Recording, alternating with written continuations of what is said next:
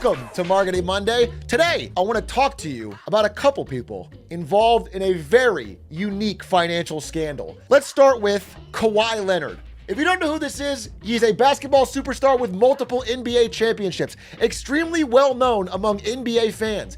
But if you aren't a fan of the NBA, you probably know him from this iconic clip where he hits a buzzer beater in Game 7. It's off to Leonard, defended by Simmons.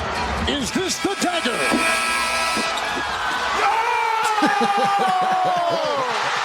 I mean, one of the most incredible moments in NBA playoff history. And he went on to win Finals MVP and win the championship. An incredible year 2019 was for Kawhi Leonard. Separately, this is Steve Ballmer. Now, you may think he's also a basketball player because he's holding a basketball, but surprise, surprise, he's actually a tech billionaire. And he's more well known for being the 7th richest man in the world with $174 billion. And if I had to pick an iconic clip for him, it wouldn't be a Game 7 buzzer beater. It would be this. Developers.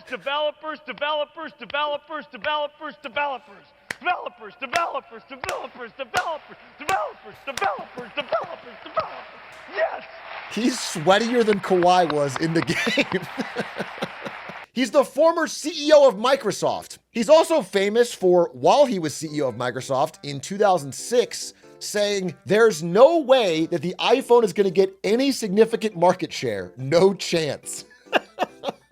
A true business legend with a keen eye for the future. Nowadays, Steve Ballmer no longer works at Microsoft. He's taken his money and he is focused on his true passion, basketball, as the owner of the LA Clippers. And I am not kidding. Unlike some billionaires, he is deeply and truly passionate about this sport. He's front row at all the games. He's putting his personal money into building a new stadium. He cares. Like, for him, winning is everything, and he would like the Clippers to win. So other billionaires don't care as much. These are other billionaire sports team owners and across the NFL and the other sports. Other billionaires would like to win. Winning is nice, but for them, this is a business. Their main philosophy is collect the money from TV revenue and give out as little as they can based on players' union negotiations to players. And they're worried that if one of them cares more about winning, they will spend a lot of money on players and then no one else can compete. They'll have to match and they'll end up outbidding each other and spending all the money on players. They don't want that. So they created a thing called a salary cap. The salary cap is agreed upon by all the owners to make sure that nobody gets too crazy with it. Nobody spends too much on a team and forces everyone else to keep up. The salary cap is raised with the NBA's revenue. It's about half of the NBA's revenue every year is how much each team can spend on players. Currently, it's at about $150 million. Your combination of players on your team cannot add up to more than $150 million in that year. And this includes freebies. Like, you can't give anybody free tickets that would cause it to go over 150 million. You can't give someone a free car. You can't pay for somebody's cousin's tuition. You have to spend this much on salary and that's it. If you go over it at all, you are having to pay a luxury tax. And the higher you go over, the more you have to pay. Like, for example, if you were to spend $200 million on salaries this year, you would owe like an extra $150 million to the league in a luxury tax. And it exponentially goes up higher from there. So you really have to kind of stay within this cap, maybe a tiny bit over. And that's why it keeps all the teams in parity. I do think the core of a salary cap is designed to keep billionaires from having to spend too much, but it is fair to say that a salary cap also keeps one team from being able to buy rings. And it is good for a healthier competitive environment. It keeps all the teams roughly balanced because some of the teams are a lot richer than others and other teams would not be able to keep up. This is like the European problem with some kind of soccer things. So it's fair in a way, but some players are getting screwed. Now, this type of situation, a salary cap situation, is beneficial for the smaller, poorer teams. But it certainly is like a constraint. It feels very restricting to the richest team owner in the world of any sport, Steve Ballmer. Steve Ballmer doesn't really care so much about making a little money off the TV and giving out to players. He only cares about winning. This is a true passion to him, and he has $119 billion personally, which is worth more than most teams' actual value. And he, again, seems to deeply care. Let's put that story to the side for a moment. In an entirely separate story, this is Joe Sandberg. He's a Harvard graduate and with a very punchable face. Now, he considers himself something of a champion of the working class, a champion of stopping poverty. He, in 2020, was going to run for president on an anti-poverty platform. But then he decided, you know what? Running for president is small potatoes. You know how I could really make a difference in this world? By starting a bank that fights climate change called Aspiration. It was 2020 after all. If you weren't doing a startup, you were leaving money on the table. So he started a anti-climate change bank called, the bank built for the planet. Surprise, surprise, this attracted a lot of people who were interested in helping to save the planet, or at least being seen as wanting to help save the planet. Leonardo DiCaprio, Drake joined in. They invested money. Robert Downey Jr. invested money and filmed a commercial for them. What should we aspire to? What will happen to all we've built? Make a commitment to do your part. The last thing we need is another credit card. I'm going to pause right here. You're probably wondering, what is this business that makes such a big difference for the planet that that Iron Man is talking about it like this? It's another credit card. It is another credit card, exactly as you said. But in total, from a lot of very famous investors, they raised $163 million, nearly $1 billion in investor money to make the bank that saves the planet. And how did they do that? How does another credit card save the planet? By planting trees. Aspiration, their one way of saving a planet was they were going to plant trees. So here's how it works. If you use your Aspiration credit card for anything, they would round up the pennies on the purchase and they would add that towards planting trees. So if a lot of people used it, maybe a little bit of money over time would be added up to go plant trees. Pretty incredible. Acorn, but you don't keep it. Now, a couple details came out as people looked into this. It turns out that Joe Sandberg here, a Harvard graduate Wall Street guy, didn't have a lot of experience planting trees. So the company Aspiration didn't actually plant the trees. What they would do is they would round up your money and then send it to the Arbor Day Foundation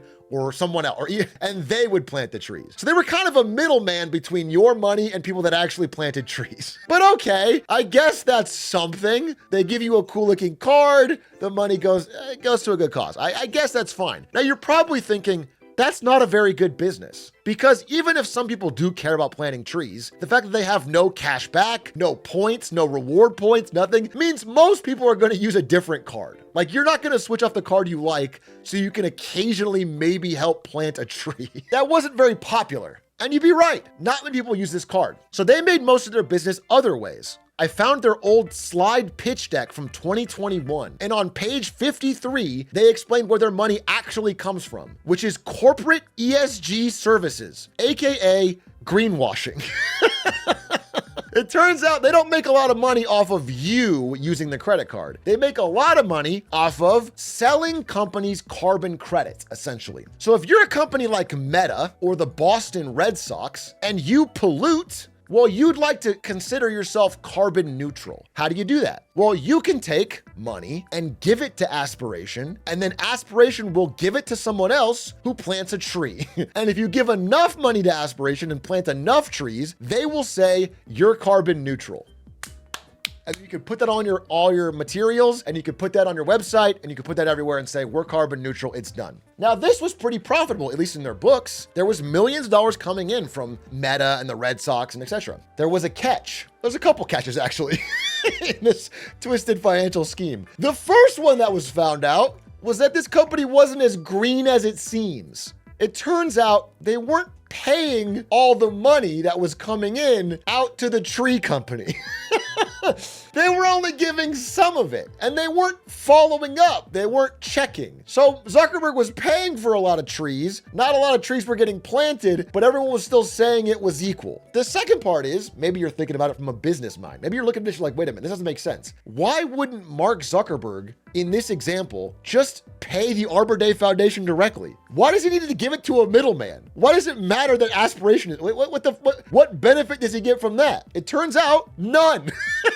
If you don't do the work, why is anyone paying you? There's no reason for that. So here's what actually happened. The Boston Red Sox, for example, were polluting and they wanted to neutralize their carbon credits, but they didn't want to go through Aspiration. Aspiration needed them to do this. So what they did was when the Boston Red Sox agreed to pay them $50 million, Aspiration secretly paid them $50 million for a sponsorship right afterwards.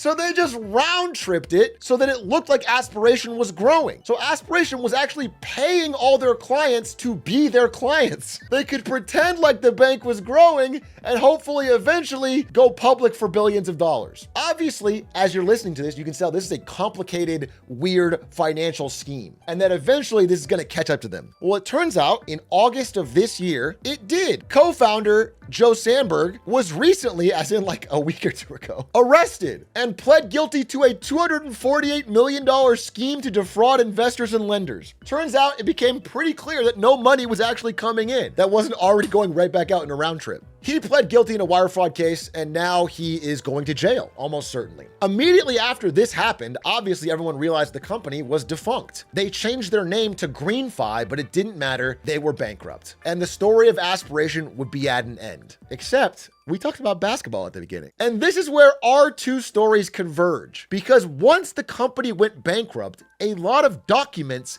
became public that were previously hidden.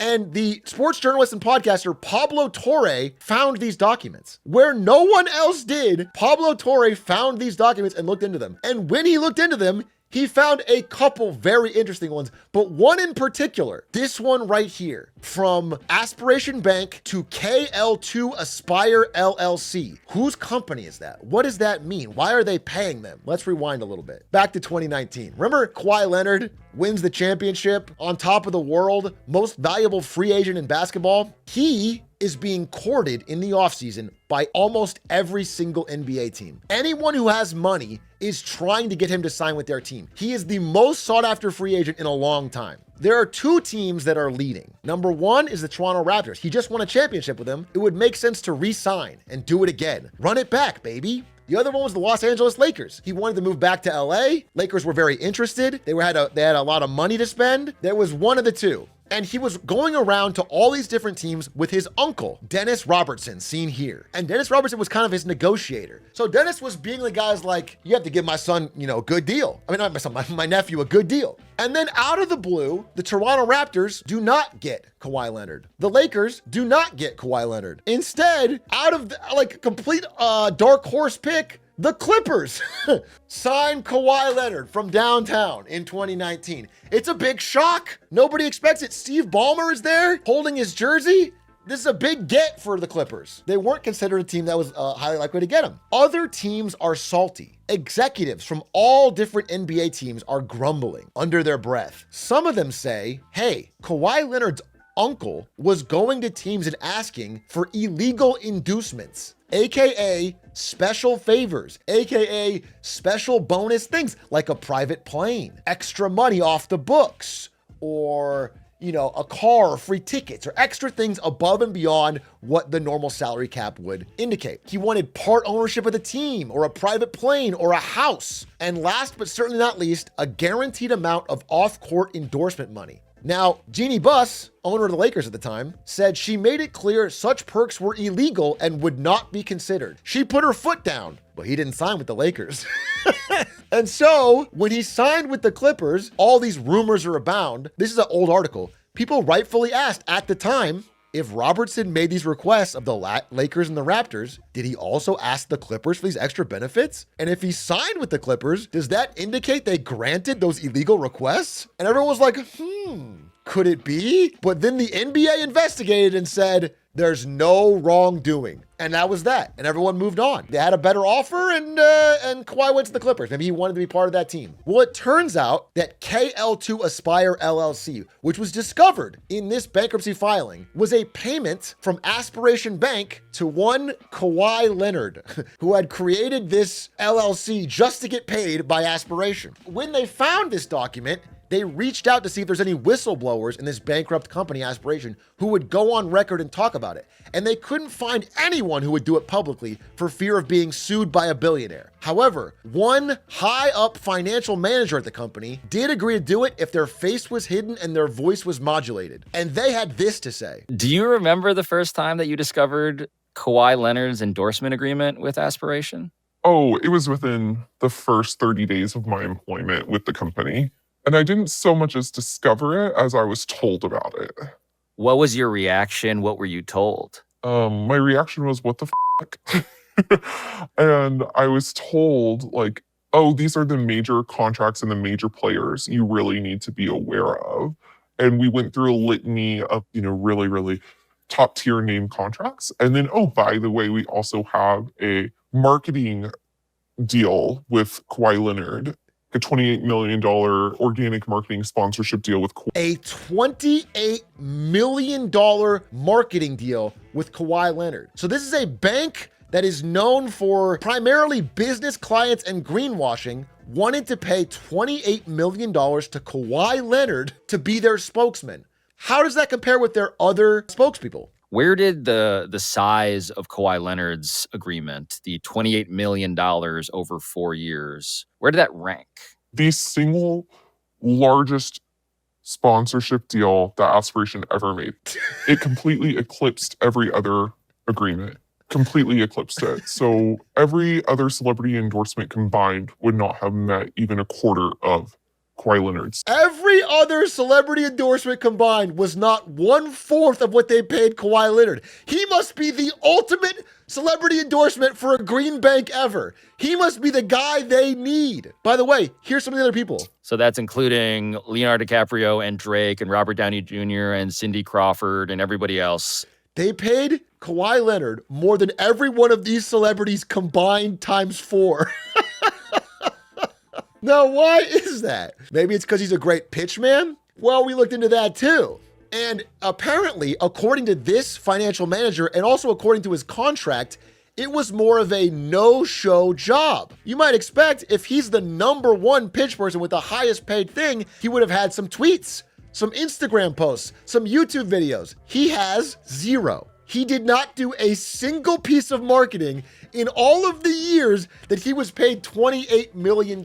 And in fact, when they analyzed his contract, it became clear that he could refuse to do any marketing that he wanted at any time. He had no obligation to do anything. The only thing he was obligated to do was be a member of the team. When something is capital T in a contract, that means it's defined elsewhere. Team is defined as the Los Angeles Clippers. Which means he could do no posts, no commercials, no features, no anything. But if he left the Clippers, his contract was null and void. It was apparently really, really important to the Aspiration Green Bank. Not that he do any marketing, but that he remain a member of the Clippers. Additionally, this all starts to come together when you realize the largest single investor in Aspiration Bank was Ballmer, who put in upwards of $50 million in cash directly in. And the largest sponsorship deal of Aspiration Bank was the LA Clippers. It just looks more like Steve Ballmer put some money into this green bank, and then they, handshake deal, signed Kawhi Leonard to a $28 million no-show contract that was greater than every other sponsor combined. Did you ever see proof of Kawhi Leonard marketing or endorsing Aspiration in any way? Never, not once. The single largest payment to an individual for marketing that Aspiration ever made has completely evaded all press.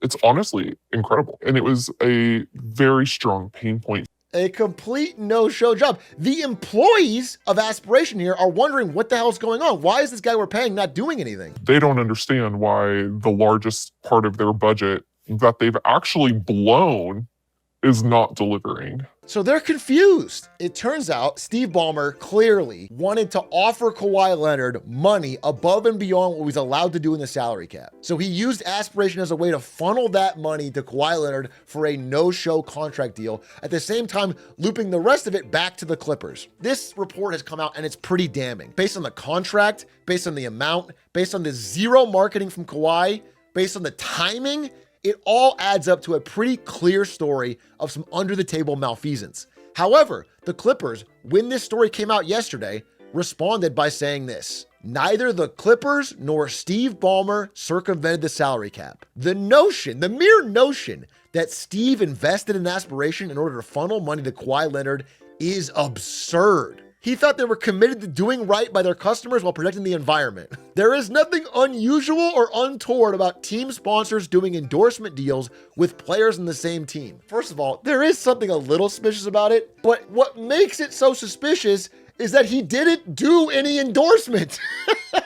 Kawhi Leonard didn't do anything. They paid him $7 million every year up to $28 million, and never did he give anything back. Never did they stop. Nobody throws that money out the window without some kind of reason. And so we have to expect that if this balls and strikes are counted fairly, that eventually the NBA will find some sort of guilt here. It is if they let the Clippers off the hook for this, I'm baffled. Because there's absolutely no way this is above board. If you really look at it, there's no way. Like, he's very clearly trying to get around the salary cap. Now, what does that mean? So the most recent time there was a high-profile salary cap cheat like this was the Joe Smith scandal with the Timberwolves in the year 2000. And the response was pretty harsh. Now, the fine was only $3.5 million, which is not a lot. I mean, more for 2000, but not a lot. But also, the team lost 5 first-round draft picks, and the deals that they did, like the ones they have with Kawhi now, would be voided. So they would lose their star, like they would lose the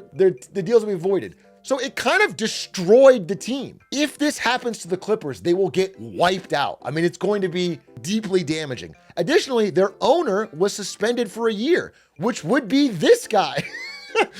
If it happens, great. I will respect the NBA for looking into it, following up with Pablo Torres' great investigation.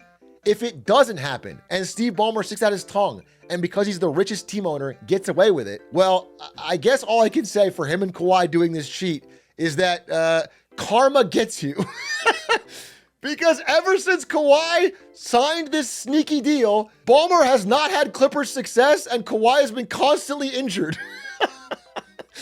Both of them have had the Clippers have been a dog shit team. So we'll see. We will see. But this is a crazy mix of basketball and financial fraud that I wanted to inform you about and tell you what's going on. Thanks for watching Marketing Monday. And now I'm going back to Silk Song.